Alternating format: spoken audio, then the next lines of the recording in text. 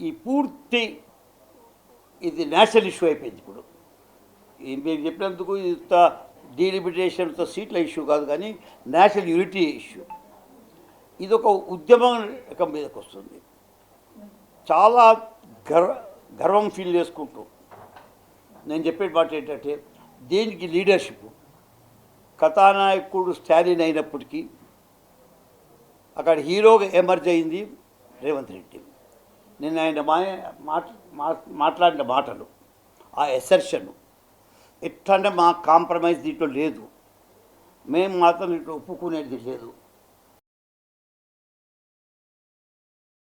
ఇవాళ మనం డీలిమిటేషన్లో లెక్కల లోపల మనం పోవాలంటే లెక్కలలో చూస్తే కష్టం వస్తుంది. కాబట్టి అందరినీ కలుపుకొని ఏ తీరుగా అన్ని ఇష్యూస్ని కలిపి క్రోడీకరించి,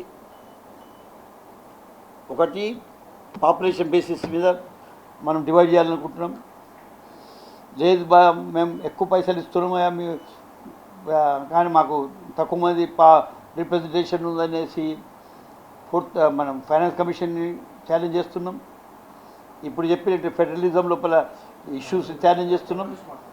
ఈ అన్నింటినీ కలిసి మనము ఏ తీరుగా మాట్లాడాలా, ఏ తీరుగా దీన్ని ట్యాకిల్ చేయాలా అనేది చాలా అవసరం. నేను మీకు చెప్పినట్టు మాకు కావాల్సిన సీట్ అడుగుతున్నాం, మాకు కావాల్సిన ఫెడరలిజం అడుగుతున్నాం, మాకు కావాల్సిన మా రైట్స్ అడుగుతున్నాం, మాకు కావాల్సింది యూనిటీ ఆఫ్ దిస్ నేషన్ కావాలి. ఇప్పుడు జరుగుతున్న ఉద్యమం మీరు సీట్లు అనుకోకండి. ఇది డీలిమిటేషన్ అంటే మేము 10 సీట్లు ఎక్కువ కావాలని అడుగుతాం లేదు.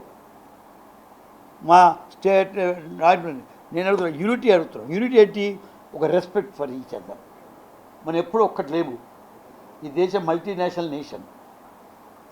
కశ్మీర్లో వేసుకునే బట్టలు మనం వేసుకోము, వాళ్ళు తినే తిండి మనం తినం, వాళ్ళు చేసే డాన్స్ మన డాన్స్ కాదు, వాళ్ళ మ్యూజిక్ మా మ్యూజిక్ డిఫరెన్స్ ఉన్నది, వాళ్ళ రీతులలో మన రీతులు. అప్పటికీ మనం ఒక దేశంగానే బతుకుతున్నాం. ఏది ఈచ్ అదర్ రెస్పెక్ట్ చేసుకుంటూ వస్తున్నాం. అది దాని గురించి కూడా ఇప్పుడు పోరాటం అవుతుంది.